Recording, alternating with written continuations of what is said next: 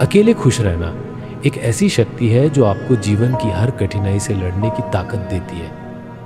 हम अक्सर अपने आसपास के लोगों से, रिश्तों से और बाहरी दुनिया से अपनी खुशियों को जोड़ते हैं, लेकिन क्या कभी आपने सोचा है कि जब आप अपने आप के साथ खुश रहना सीख जाते हैं तब असली सुकून मिलता है। अकेलापन कोई सजा नहीं है, ये आपके भीतर की यात्रा का एक महत्वपूर्ण हिस्सा है।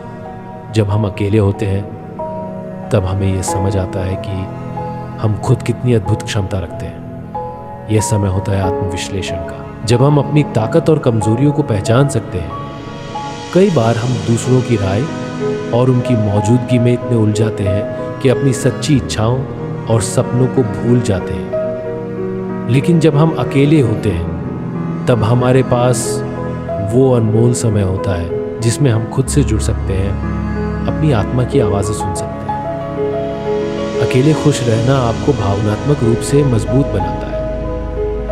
जब आप किसी कठिन परिस्थिति में होते हैं और आपके साथ कोई नहीं होता, तब खुद के साथ खुश रहना ही आपको शांति और हिम्मत देता है।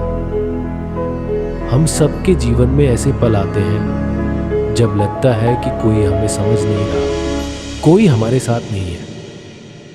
लेकिन उस समय अगर आपने अकेले रहने और खुश रहने की कला सीख ली है तो आप खुद के सबसे अच्छे साथी बन जाते हैं। अकेले रहकर हम अपने शौक, अपने सपनों और अपने लक्ष्यों पर ध्यान केंद्रित कर सकते हैं। आप ध्यान कीजिए कि जब हम भीड़ में होते हैं तब हमारी सोच सीमित हो जाती है, लेकिन अकेलेपन में हमें वो स्वतंत्रता मिलती है जिसमें हम अपने विचारों को गहराई से समझ सकते हैं। अकेले खुश रहना आपकी आत्मनिर्भरता को बढ़ाता है।